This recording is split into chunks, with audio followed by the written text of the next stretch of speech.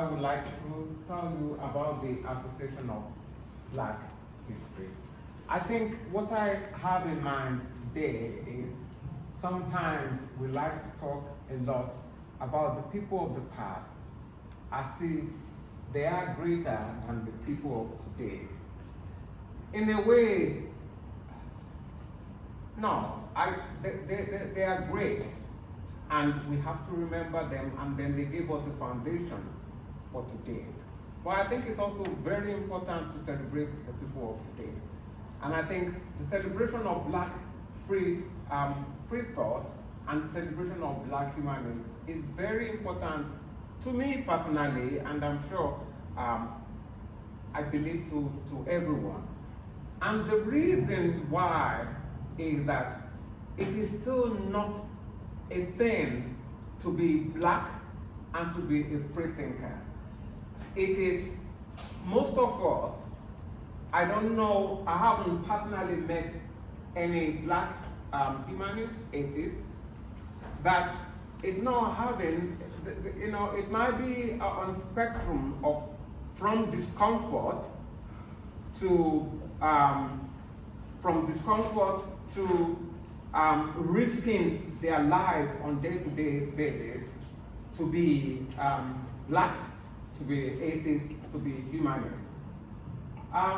Association of Black Humanists, as AJ said, started as London Black Atheists. We started on the 26th of November 2012. And our history, I think many people here have heard about it. It's just a few of us, there will be, like big atheist events, big humanist events. And then we were saying like a handful, we're talking of 2, 3, 4 Black people at most. And then we were wondering, why is it? If we look at the statistics of London, there are a lot of Black people in London. Let's just take London alone. Why are we seeing just a handful of us? What is happening? So we thought, okay, so I need to make it clear, because sometimes people think, oh, it's not people, we get that accusation all the time, as if we are a celebrity movement, as if we want to be, we want to be separate from the, the rest of the humanist community. It's got nothing to do with that. We started because we weren't seeing, we wanted to bring out Black free thinkers, atheists, agnostics, however you describe yourself. We wanted them to come out, and then we were hoping that we will be the community that will link them with the larger community. That was our aim when we started. And then the 4 of us, that's myself on the I think that's right. And then that's David Walter, and that's Jody, and Clive, who was unfortunately unable to make it. So on the 26th of October 2012, we met at this spot called the Alma. And you can see that because it's Halloween, we have that ghost thing behind us. And we've been making a joke of it that I'm not trying to belittle anything about the Black community here. This is just a joke. But we are saying that if our families and friends see this, they will just think, okay, then. Now that is the evidence of what they are doing.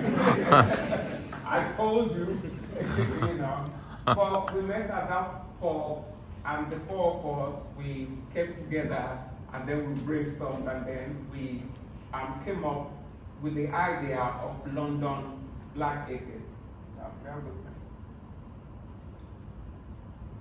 I have to say, when we started, we were on fire. We were like crazy.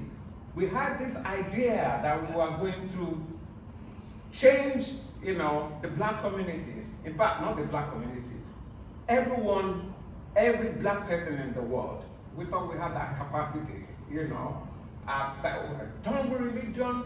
Religion is doing so many harm, which is true, so many harm, you know, in the black community. We believe that it's holding us back. And we had this fire, we would go to Hyde Park, we were talking to people, it was just so intense. I think we were like that for 5 years before we got burnt out, and then we realized that, you know, we are not going to change, that's not how we are going to change the world, but we tried our best. And then, I think it was, how many years ago, we met lovely Audrey Simmons, and then she joined us, and she became, you know, she was part of us when we were London Black Atheists, and then we became Association of Black Humanists. I can't really remember now, I think it's about 5-6 years, yeah, about 5-6 years ago. Now, what I want to do is I've selected some atheists, humanists, who are, because most black atheists are not comfortable in 2023 to say that they are atheists, humanists, or that they are even thinking, you know, questioning religion. So there are still just a handful of us that are willing to put our face to atheism, to humanity, to put our voices, you know. So I want us there. I don't have all of them. I don't have all their names. Tola, you are not there. So please clap for Tola. He's one of and Elisa there, you know, he's not there. He's been a member and a supporter, and he's been there. Please give, there are many other people, but I've selected some people who I say that they are at the frontier of black freethought. So, and I'm going to go through their names. You know, we have names of other people on record, but they are past people. And, you know, the present people that we hear about, they are not black. You know, we hear of Dawkins, we have Sam Harris and all these names. They are not black. Today is to give attention to fellow black free thinkers, atheists, humanists.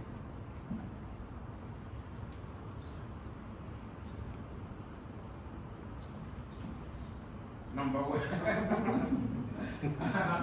He's here.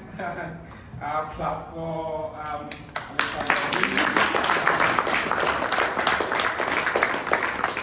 so he's a teacher, he's a writer, poet, singer, and he's a humanist, doing his best what he can do for humanity. Thank you very much. We celebrate you today. Our Phil Grant is a member of the Humanists in Barbados. He organizes and speaks at events. He is very vocal and very present on TikTok. And he is not afraid to show his face, and is always debating, and people really do come after him. Sometimes I'm on TikTok and I just observe, his debates with people. He's very passionate about LGBT issues as well, and religious people, they come after him for this, so we are grateful for his work. However little everyone is doing in the corner, wherever they are, is contributing, will contribute, and I believe that it will not always be like this. It feels so, sometimes it just feels like whatever we do, what is it going to achieve? Like we can't touch it. But I know that we are touching something, and it will not always be like this. So we got Dan Odiabo. is the president of the Kenya Humanist Alliance. Good Libade Aguadu is the president of the Society of Nigeria. What is special about Libade is that he's from the north of Nigeria. I really don't know how this guy wants to put his face to atheism, because, and he is very vocal on Facebook, very vocal online, and he posts his photograph, he's not really hiding, and it's like he is just willing to lay down his life literally. I don't know how he's getting away with it. He's from, I'm sure that many people know about Mubarak Bala. Mubarak Bala is from the north of Nigeria. He has been arrested for passing, he is an atheist, a humanist. He's been arrested because he said something, something trivial about Muhammad. And he's now been sentenced to 24 years in prison. And he is from that part of Nigeria. So I applaud his contribution to free thinking in Nigeria. This is Wesley Gogo. He's the coordinator of Port Harcourt Secular Society in Rivers State in Nigeria. He works closely with Dr. Bill Igwe. So he's a young man, and I'm really proud of him. And then this is Mandisa Latifa Thomas. She is the founder and president of Black Non-Believers. She is based in the USA. Audrey told me that she is, it's just really what we are facing, what our hopes for free thinking within Black community, it's almost because she is like the leading person in the entire USA for this, fighting this. And then when you think of her, nobody really knows she's not a big name in that sense of it. She could be big. She is big within, for those of us that know her, she's big in her own way, but she's not like really known. You're not going to hear about her on CNN or anything. So these are the people holding the frontier of humanism, atheism in the USA.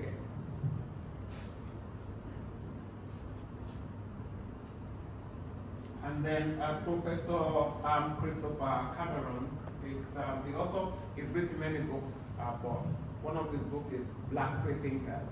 And it was in the UK, I think it was in September, on 22nd of September, 29th of September, yes.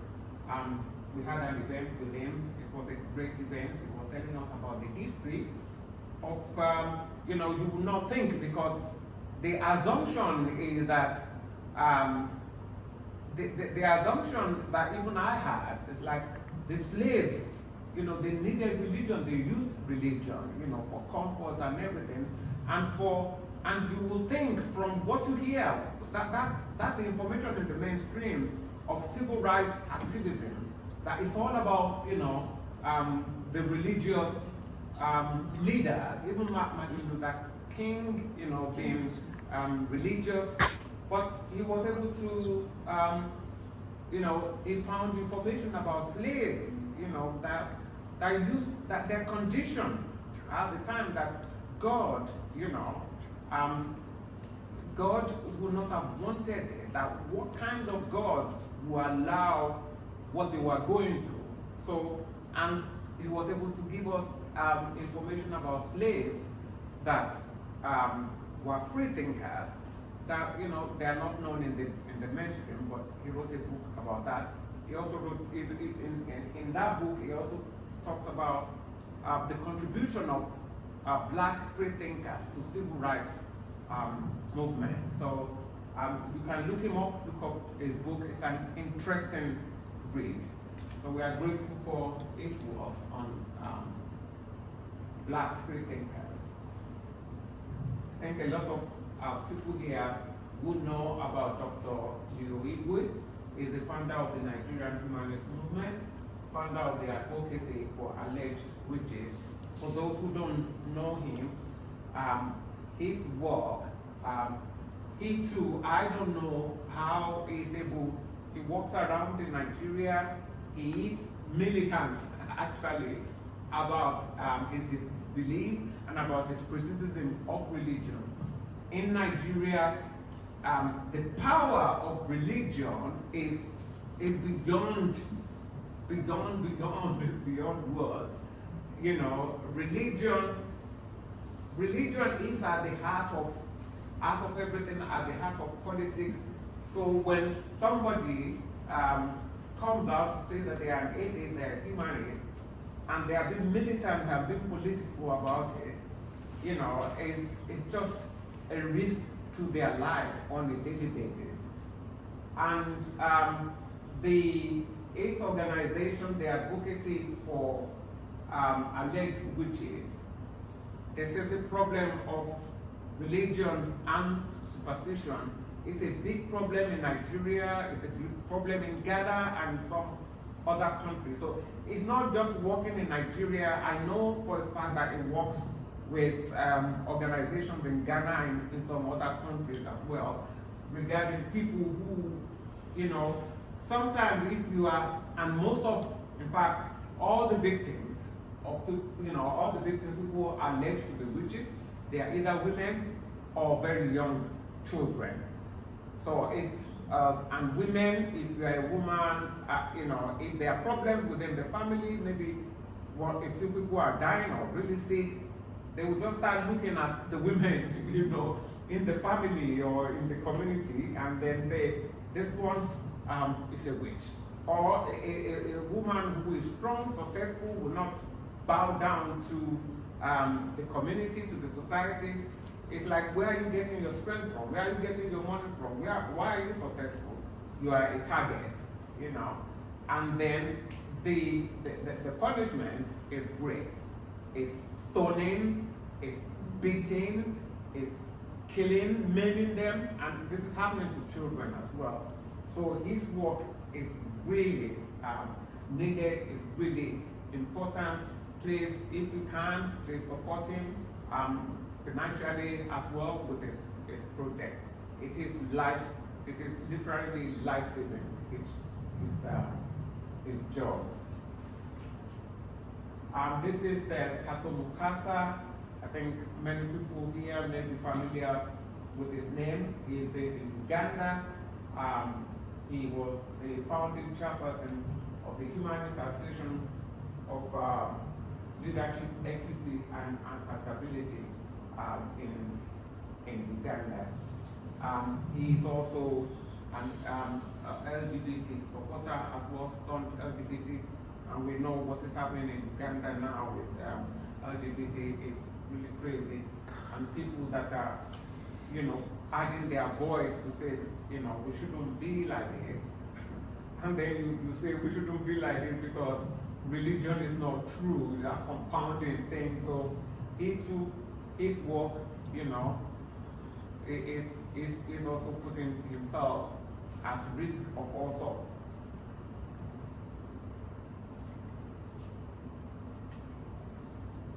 This is Rosalie Maud. She's, of course, I'm really proud of this. She's the first African Vice President of Humanist International. I know a few people in the Ghanaian Humanist Association. They are very active, thriving, and the things they do, sometimes I'm so envious, you know, they are going to the observatory together, and I'm thinking, we haven't even done that in London. They are passionate about science, and, you know, they are just a warm, loving community, and they are doing lots of activities. So we are grateful for Rosalie Maud and her work and her group. I don't know her surname, but she's a very good friend. She's Esther. She's based in Birmingham. This woman, I'm going to tell her when I get home this evening, she is crazy. She is really crazy, but when I say crazy, crazy in the nicest possible way. I mean, when I say she's crazy, when on a day-to-day basis you can confront our people and you debate with them and you put your face to it, knowing that it's not just, some of us, it's not just what we face from our friends or from the community. That is mad. Sometimes it's the risk that you put your people back at home to as well. So she is fearless. She will just tell them as it is. And then she is on TikTok. She is really big on TikTok. And then on YouTube and other social media. So I really applaud what she's doing. I can't do what she's doing. It's really tiring, debating with these people day in, day out. This is Michelle Farley. She is the president of Humanists in Barbados. So she works with Philip Grant. I think that was the second person that was showed on the slides. Yeah, it's tough in the Caribbean. I think one of the things is LGBT issues, and then she is with Phil. They are the frontier of this giving support to the LGBT community in Barbados. And then these are Clyde Forrester and Hilary Sobers of the EIG Skeptic Network. They were formerly in Jamaica, but now I think, is it both of them? Yeah, they've gone to Canada, I think, at the moment, but then they still travel a little bit, but then, yeah. So they moved to Canada, but they are still doing their things online so they are still representing Jamaica, basically. And then that's Clive, who couldn't be here with us today. He's the founder of, one of the four of us that started London Black Atheists, and now Association of Black Humanists. He used to be, I hope I can pronounce it correctly, Eucharistic. Yeah, priest. Was in the Catholic Church before he became an atheist. Yeah, and then this is Professor Anthony Pym. He's an American professor working at the intersection of African-American religion, constructive theology, and humanist thought. He too, I think he gave a talk. We had an online event. He is on fire. You can get hold of one of his books. So I'm really grateful for his work as well. That's my home self.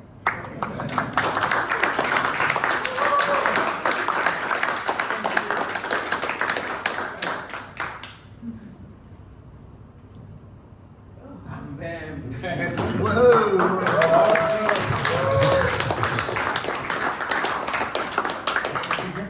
Yeah. I think probably that is it. Yeah. So I just want us to celebrate those of us that are here right now, trying to achieve something for humanism. We'll keep on trying. We don't know how far, but we'll keep on trying, and we hope that the young ones will take the baton and then achieve what we can't even achieve. But I have a dream. Thank you. Good evening, everyone. My name is Audrey Simmons, and as you know my life history, I'm not going to bore you with it. But I also have a little sideline that I do. I'm a bit creative. So I'm grateful for this opportunity. I don't get to do the other side of me very often. There are a few things that I want to do. I'm not going to read everything in the back. I couldn't remember to put it in the back. So don't panic. I'm thinking of putting a book together I'm calling it moments. It's all a thing in my head at the moment. But there are a few very, very, very short stories. I'm going to say very, very, very short. So I'm going to start off with one of those. And I just want some ideas, just want your feedback on this, on whether this is something that you would consider book. Yeah? Yeah. Say yes, Audrey. Yes, Audrey. You. So the stories are really about different aspects of religion and religious people. I've tried not to be, can't think of a better way of putting it, but I do want to highlight some of the things that we know happen within religious communities. So this one is called, Forgive Me, Father, for I Have Sinned, ... a lot. Okay, Lola was going to read this for me, but I'm going to read it myself. And then I'll do a bit of poetry, and then I'll go and eat some food. Okay? Okay, is that a deal? Yeah. Okay. It's never a good day to die, but today was not a good day. Father Ashburn, who had many things he wanted to finish before he flew off to see his mother and the rest of the family. He didn't have much to pack, well, not in the way of clothes, but he did have presents to wrap and last-minute things to put in place before he headed off to the countryside of his childhood. He was looking forward to being at home again, being on the farm surrounded by animals and all God's creatures, including his brother Charles and whatever young companion he was bringing with him on this particular family occasion. It was his grandmother's 90th birthday, and the family were making a big fuss over her, as well they should. They thought she would, although she had repeatedly said that we shouldn't, whilst telling us exactly what she wants, and more annoyingly, what she didn't want. Nevertheless, it was going to be a big do, and Father Ashburn, who wasn't known for being an excitable man, was looking forward to the celebration. But first, he had to deal with the matter of the dying. This wasn't just any dying parishioner. This was the most reverend bishop of our county. He had asked for him specifically, which would have put a lot of other local priests' nose out of joint. So Father Ashburn was not bothered. He had known the bishop way back a long time, and they had come through the ranks together. They had lost touch for a while, each pursuing different paths. The bishop going off to do good works at the Catholic school for the deaf somewhere in the north of England until he got his calling to go to Africa, while the father had stayed in England. But they had met up again about 5 years ago, and the old friendship was still alive and well. The two of them spent evenings together, reminiscing about their exploits as young men joining the priesthood.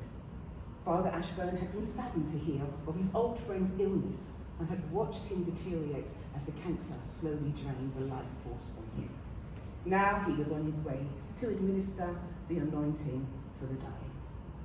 He had hurried into the hospice, thinking of the unpacked bag he had in his room, the unsigned papers he had on his desk, the unanswered emails he had on his computer, and mostly he thought of the unwrapped presents still in their bags with their tags on, that he would have to deal with when this was over. He walked into the corridor, his face showing the solemnity that the moment required, while his mind suppressed the annoyance at this upset to his plans. If the call had come a few hours later, he would have been on his way and no one would have been able to reach him.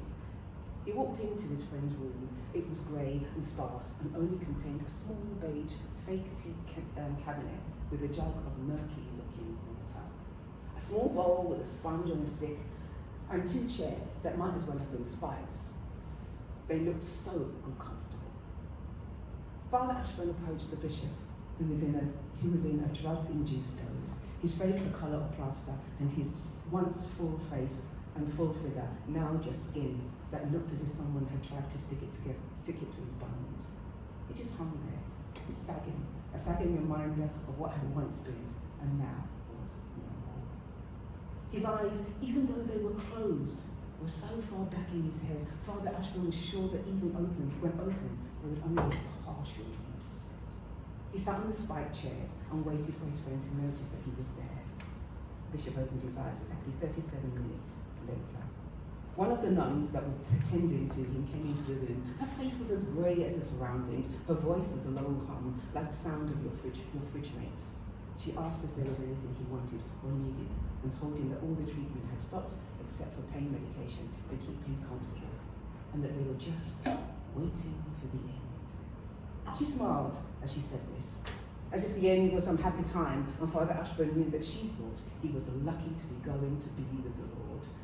Father Ashburn just caught a glimpse of her envy in her eyes before the greyness reappeared.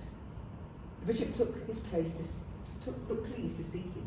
His eyes lit up as he tried to smile, as he tried a tired hovering smile wearily around his mouth. The priest held his old friend's hand as he sat up, quietly staring at him. There seemed no need for words, and there was definitely no need for chit-chat. When the bishop finally did speak, his voice was much stronger than the father had expected it to be. Father, will you hear my confession? There isn't much time, and I have a lot to say. Of course, Father Ashburn wasn't expecting this. He was sure the bishop had led a blameless life, and his thought was about to be hearing a long list of lustful thoughts and mere affairs. Bless me, Father, for I have sinned. I have never given a true confession, so this will be my first. The breath he took was long and full of pain. He raised his head and looked at Father Ashburn directly in the eyes. I loved working at the school. The boys were so trusting. They taught me sign language. They were a long way from home, and I knew it was my job to teach them and to guide them the best way I knew how. He takes a swallow, and Father Ashburn can almost hear the throat crackling from the dryness. He takes a sponge and moistens his mouth and allows him to suck on the water-soaked sponge at the end of the stick. Al was my favourite. He was my first. I should say there should be a trigger warning, just so you know. He had big blue eyes and he was so soft to touch. I enjoyed him the most. It took a while to get him to trust me, but I did in the end. He liked it from the back. It was so soft. He coughed and then continued. Then there was Mark. He was easy. Didn't take long for me to break him. Compliant little thing he was. Did whatever I wanted him to do. I could touch him, suck him, and he'd do the same to me. Sometimes I ejaculated on his face and he would rub it in and smile, always like to please me. It wasn't fun when they were so easy. Father Ashburn's brain started to whirl, like it was doing a complicated mathematical equation, but he said nothing, just tried to focus on his breathing, taking a breath in and remembering to let it out. There were others, I lost count. I was at the school for 10 years. Boys came and went. His eyes were growing glassy. Father Ashburn wasn't sure if it was remorseful tears for what he had done, or the tears of pleasure from remembering what he had done. He continued trying to focus on the bishop, but was struggling now.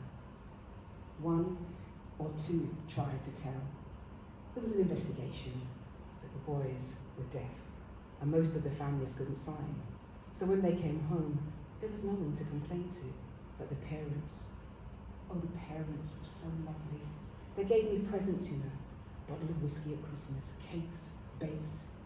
He smiles, and his lips are white and cracked, and the father moistens them with sponges. He takes a breath in, and a gurgling sound escapes. Sebastian was so pale, ginger he was, bruised easily. That's how they found out. He told them. And because of the bruises, his voice trails off, and he closes his eyes. When he comes back, he is weaker. Now Father Ashburn can see the strength running from his friend and continues to remind himself to breathe in and out. They made me leave. They sent me away. The African boys were so ugly. He tries to spit the words out, but his mouth is too dry. I hated touching them. I hated looking at them. But they didn't bruise. And they would never tell. No one would listen to them anyway. Father Ashburn thinks he sees a smile on his face, but he could not be sure. Father Ashburn sits thinking, what punishment do you give to what penance do you give to a dying man who has abused his position of trust with young boys? He hesitates. What should he say? What could he say? The mathematical equation begins a series of symbols in his head. What does he say? Then the words leave his mouth, unaccompanied by any meaningful emotion. Say 20 Hail Marys. Before he finishes the sentence, the bishop starts to say his Hail Marys. When he's finished, he begins to say the act of contrition. Oh my God, I'm heartily sorry for having offended you, and I detest all my sins, because I dread the loss of heaven. Father Ashburn is not really listening. He's trying to work through what he's just heard. He looks at his friend. He is no longer angry. There's no anger towards him, and there's no time to rebuke or condemn him. It's too late for that now. He's dying. Let him go in peace, he thinks. If he is truly sorry, if his heart is truly clean, then God will forgive him, and God can forgive. If God can forgive the bishop, then who is he to let his friend die in malice? They say amens together, and just at this moment, the nun walks in. It could have been the same one. It could have been a different one. He was too dazed to know or care. Father Ashburn says the words of forgiveness and finishes with, "For his mercy endures forever." Father Ashburn performs the act of the last rites. The bishop sucks on the body of the blood of Christ on the sponge, and then Father Ashburn and the nun pray together, ending, making the sign of the cross. The bishop lays back, eyes closed. He was now the colour of a cloud before a winter storm, blackish, grey, sullen. As Father Ashburn collects his things, the nun turns to him and says, "I'm sure he was glad he was able to talk to you, Father." He nods his agreement. The thought crosses his mind. If the bishop just wanted a clean slate before he enters the gates of heaven, why had he not confessed earlier when he had his first diagnosis? Why wait until he was on his deathbed? Why call an old friend? Why not face a stranger? The questions hung in his mind for a brief while, and then they were gone. On the flight to his hometown, he recounts the day's events. The bishop died as Father Ashburn was leaving for the airport. He had managed to book a much later flight, which had given him time to do the things he needed to do, including wrapping the presents. He was glad it was all over. He did think of the boys and wondered what had become of them. They had gotten on with their lives, married, had children. Whatever had happened would be in their past. Was there any real lasting damage? You hear stories, but you can never be sure if the boys are telling the truth. Can you? They were young and strong, and at the time they would have gone on into the world, mostly untroubled. Anyway, with the bishop now gone, any thoughts or memories they had would soon be buried, along with his dear friend, the bishop.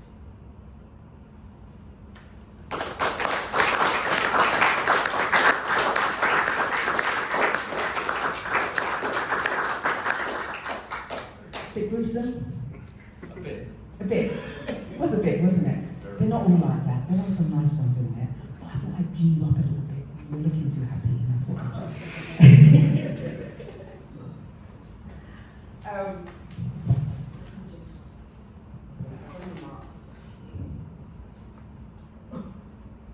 Okay. you can smile now. We'll get back to the business that you're normally here for. I wrote this one quite recently, and it was just this kind of idea of tithing and these kind of things. So this is the price of God's love. Audrey, Yes, could dear. you make sure you hold the microphone close to your mouth the whole time? Okay, thank you. In more easily. Thanks. How much did you put in the offering?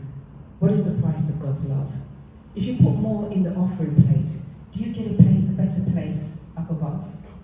If you're too poor to give notes, can you write an IOU? If your poverty pain and suffering, not enough to forego what is due. What cost is a room and board in heaven? What price to sit next to God?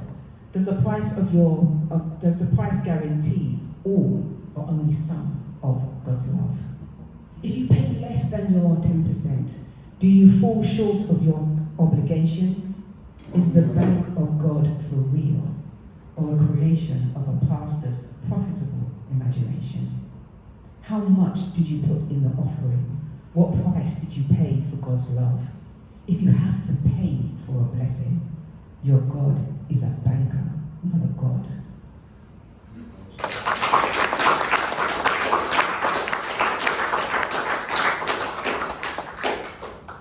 I'm going to finish with this last one.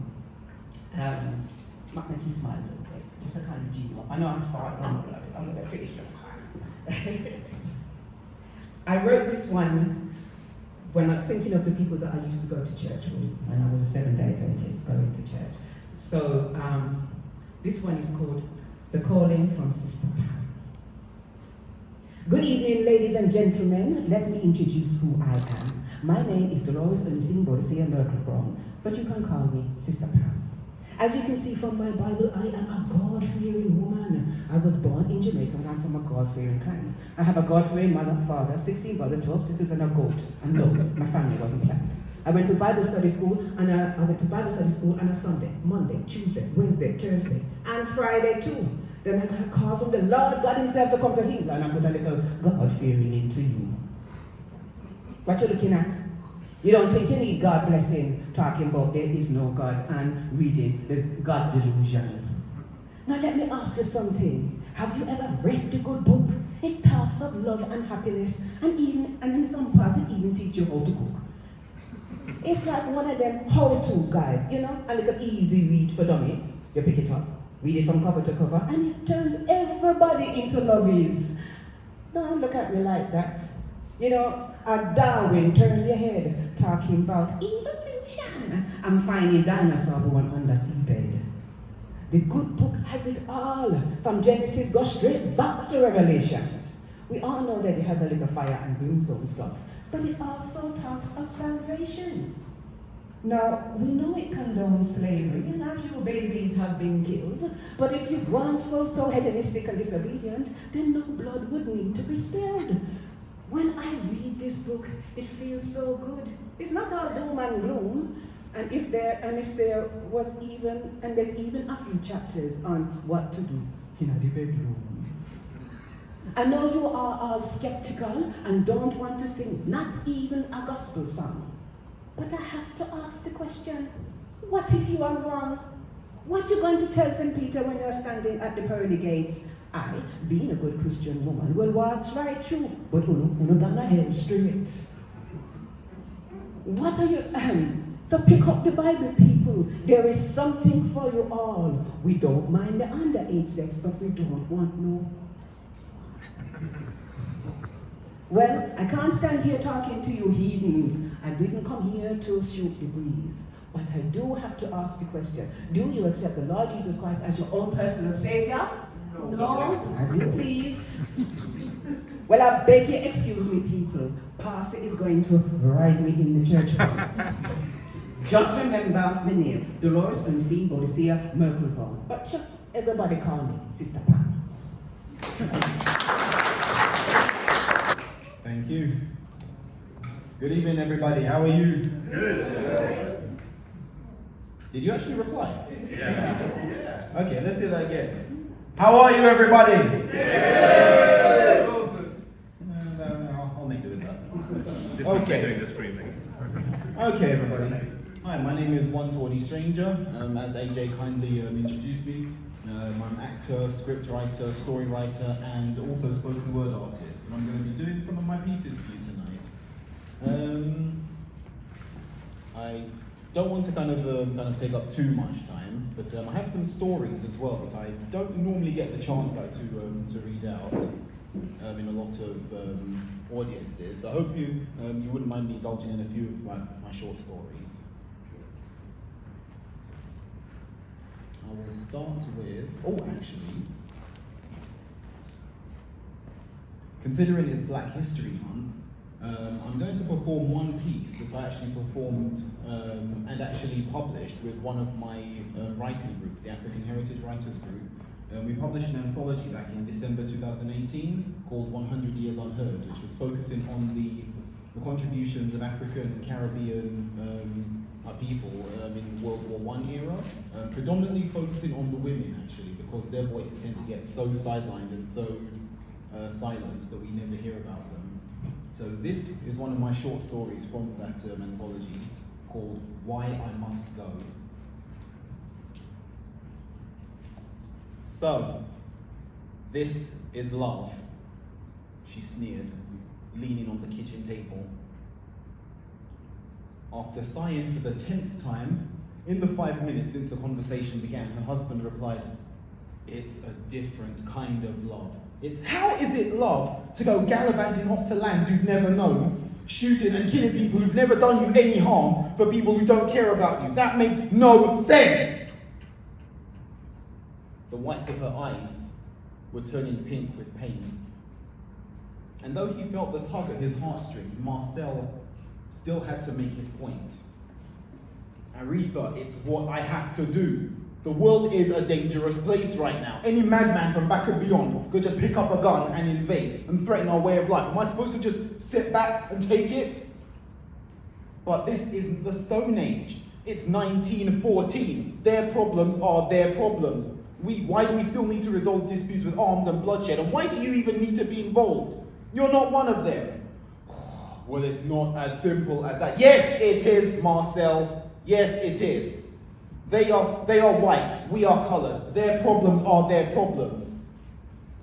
Seeing she wasn't getting through to him, she huffed. "Oh, you're not thinking through this fully." "Yes, I am, Aretha. Yes, I am. This is what I've been called to do ever since I was a boy." "Oh, so wait, that's what this is about? Fulfilling some childhood fantasy?" "Wait, yeah, no, not like that. No, not some fantasy. It's bigger than me. It's bigger than us. Bigger than what? Bigger than us? So you're telling me going out risking your life and dying out on the battlefield is more important than living for someone who loves you and wants to always be there for you?" She was electric with emotion. He was flickering his gaze from side to side to avoid a cloud in his judgment, but his mental clarity failed to translate to his tongue. The best he managed was a newly steeled glare with his caramel eyes. "Marcel, do you not love me anymore? Did you ever love me?" Of course I did and do. Why would you even ask me that?" She stared out the window into the garden, pressing her eyes shut to adjust to the onrush of sunlight. "You just seem really eager to get away from me." "Get away from me? How do you come to that conclusion?" "To kill or be killed. Either way, you'll be gone to me, and I'll be alone. And I don't mean to sound selfish, but it's just how I feel." She tried to hold back, but the salty drops trailed down her ebony cheeks regardless. He immediately stepped forward and took her into his toned arms. She buried her face into his black and checkered polo shirt. "Aretha, I'm not eager to do this. It's about honor." Frustration and confusion peeked through her wet eyes at him. "Honor? How is this honorable in any way?" "Honor keeps us safe. Without men like me, trained, ready, and willing to defend our land, we wouldn't be able to live anymore. We couldn't raise a family. Not to mention, we have to contend with another group of whites. At least with these ones, we have a language and rule in common. At least they know us to an extent, so they can recognize our contributions more easily. These are dangerous times, my love, and someone has to make it safe again." "But this isn't even our home. Jamaica is." "We're still Her Majesty's subjects either way. We didn't choose to be born in Jamaica, but we did choose to live in the motherland. And why was that? For the chance to have a good life. Not for decorations, not for recognition, not for personal glory, though that would be nice. For a good life. We had no hope in Jamaica. No jobs, no rule of law, nothing. This is our home, and we have the right to be safe, happy, and prosperous in it without anyone interfering. We must show those Germans that our lives mean something, and no matter what, they will not do as they please with our bodies, or our lives, or our futures. We will make them know that, and we will make them stop, and that is why I must go. She found herself swaying, no longer able to make her point coherent even in her own head. Though she still disagreed with his words, his masculine confidence wafted through her nostrils like a rare cologne. As if to complete the spell, Marcel flashed his signature smile and took her hands. Besides, I would like to celebrate my return with our wedding. Aretha's eyes flung open in gobsmacked ecstasy, but she quickly regained a measure of composure. You do realize that means you must return, right? Of course. No, I mean it. You must promise me on your honor as a man that you will return safe and sound. He took her by the waist, brought her even closer to his torso, gazed deep into her eyes, and said slowly and deliberately, I promise. She smiled, and with a cheeky wink said, go get those sons of watches. They embraced to seal their solidarity. Aretha's glance briefly flashed to the calendar, 4th of May, 1914.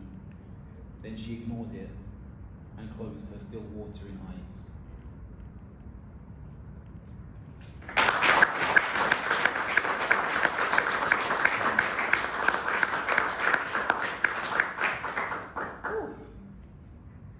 Everybody still all right?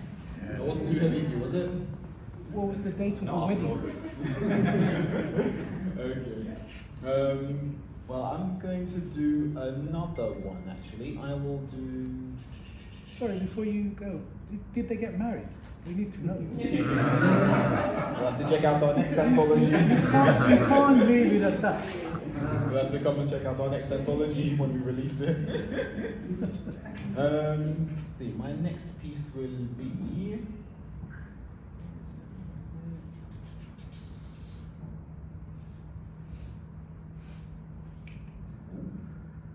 This one is not to do with Black History Month. This is actually a piece that I've written fairly recently. I hope you enjoy it. It's called Slave Pride. Staunch, attentive, obedient soldiers they do what the good book commands them without delay, loving what the author loves, hating what the author hates, making that the standard by which to live out their fates. Born and raised in a faith with all the answers to life, yet the God won't spare them from difficulty or strife, still prone to hunger, thirst, illness, injury and pain, just like all animals, but they insist they're not the same. Conscripted to the creed, never looks at others, confident they made the right choice, not going druthers. Scripture calls it right, but their heart calls it wrong. Time for mental gymnastics to keep their conviction strong. When they enslave infidels, they treat them with disdain, yet are proud to be slaves of the God. Someone please explain. No first-hand witnesses, just prophetic hearsay. They think that's scientific. They think it's logical when they bow, arise, prostrate, kneel, prostrate, kneel, arise. Grateful to serve him who sees with omnipresent eyes. Bow, arise, prostrate, kneel, arise. Praising the most merciful so he won't burn their hides. Bow, arise, prostrate, kneel, arise. Proud of their own humbleness every day of their lives. Bow, arise, prostrate, kneel, arise. Wishing for a garden only reachable once earth dies. Taught to save and accrue good deeds like currency, redeem them after death and buy their way to eternity. No wonder they act like morality is spendable. Like the 1%, they mistake us for vendable. No compunction for buying and selling fellow people, for their right hands to own, thinking they're not evil. Yet they're racked with guilt for doing what is natural, feeling attraction without aiming for the marital. Happy the God, not they, owns their life and soul. Speaking of freedom like it's some kind of shithole. Happy to hate on their non-monotheistic past, forgetting their ancestors were forced into a lower caste. Because after all believers are equal. Their dogma tries to be our beginning and our sequel. Dissenters and apostates made to convert or die to the religion of peace. What a filthy lie. Bow, arise, prostrate, kneel, arise. Grateful to serve him who sees with omnipresent eyes. Bow, arise, prostrate, kneel, arise. Praising the most merciful so he won't burn their hides. Bow, arise, prostrate, kneel, arise. Great, proud of their own humbleness every day of their lives. Bow, arise, prostrate, kneel, arise. Wishing for a garden only reachable once earth dies. Where's God? Where's his angels? Somewhere in the heavens. Humans now travel there, yet can't spot their presence. Why not quell doubt? Just make themselves empirical. Walk by faith, not by sight. Then there'll be miracles. Call out their worship of the man who made the faith. Their first resort is abuse, vitriol, and scathe. Proof of scripture's errors put right before their faces. They bought out of context, then squirm to other places. With no explanation, that line gets old quick. Scholars train and rehearse to make their tongues more slick. Call us lost, call us cursed, call us friends of Satan, bound to burn forever in accordance with the God's plan. Convenient way to kill interrogation. Keep the hive mind buzzing till it's a global nation. Make the world know the religion of submission. Surrender to its demands with or without volition. Bow, arise, prostrate, kneel, arise. Grateful to serve him who sees with omnipresent eyes. Bow, arise, prostrate, kneel, arise.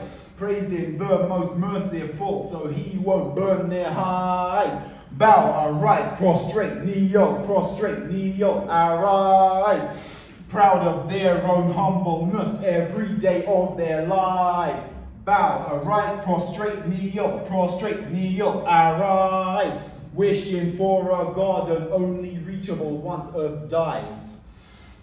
Praised is the name of the religion's founder. 5 times a day, every day without flounder. Couldn't read or write, yet brought a holy scripture to sift and stratify local religious mixture. Submitters on top, then fellow people of the book. Everyone else to have their dignity and land took. Pagans, atheists, agnostics prohibited. Convert or have your heartbeats inhibited. Nab women and kids, then force them to defrock, euphemize and synonymize with the term wedlock. No more than 4, otherwise men can't handle. The Prophet had 13 though, and that's not a scandal. Females lack godliness and intelligence, give half testimony, receive half inheritance. Beating fed up wives is their God-given polity, and that is what they call sexual equality. Bow, arise, prostrate, kneel, arise. Grateful to serve him who sees with omnipresent eyes. Bow, arise, prostrate, kneel, arise. Praising the most merciful so he won't burn their hides. Bow, arise, prostrate, kneel, arise. Proud of their own humbleness every day of their lives. Bow, arise, prostrate, kneel, arise. Wishing for a garden only reachable once earth dies. Scrutinizing their beliefs makes you the basest. Speaking truth to power is apparently racist. They bred out melanin centuries before Australia. Forced foreign tongues to history's marginalia. Perceived piety is part of the problem. The followers are victims, the leaders sod them. The new world order requires resignation. Submission trains them for this and no cessation. Don't think submission is being called out alone. Worship of the anointed is practically its clone. Bring children of the praise of one race over all else, terraforming earth for themselves and naught else. When we stop yielding and just shout, fuck this, true peace will come hand in hand with justice. Instead, the revolution will not be televised. Maybe because true recompense will not be civilized. Remember, these leaders are mere homo sapiens, desperate for methods to prolong their existence. Mental or material, they really don't give a toss. as long as it results in their gain and our loss. Nip the problem in the seed, don't wait for the bud. Be prepared to shed sweat and tears and maybe even blood. Invest in learning from diverse curricula. Be jacks of all trades, not trapped with particular. Cancel fake friends, have real ones surround you, who spreads truth when media spins lies around you. Home, income, loved ones, reputation are all fair game. Privacy and health too, so start to treat theirs the same. And don't let them tell you resilience and patience of your thoughts and actions. Be free-willed agents. Rewrite history and destiny so they won't. They'll use every trick they know, so make sure you don't bow. Arise, prostrate, kneel, arise. No more shall we submit to this blatant pack of lies. Don't bow, arise, prostrate, kneel, arise. Don't let them tell you what to think, but use your own damn mind. Don't bow, arise, prostrate, kneel, arise.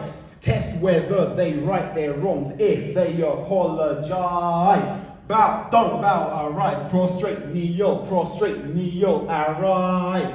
Make the people stand up straight so we'll age fit and wise. Don't bow, arise, prostrate, kneel, arise. Even if it means breaking and recreating ties. Don't bow, arise, prostrate, kneel, arise. It will work out better for you the rest of your lives. Don't bow, arise, prostrate, kneel, arise. Destroy belief in hierarchy of every shape and size. Don't bow, arise, prostrate, kneel, arise. It is within our power to reverse our world's demise. It is within our power to reverse our world's demise. It is within our power to reverse our world's demise.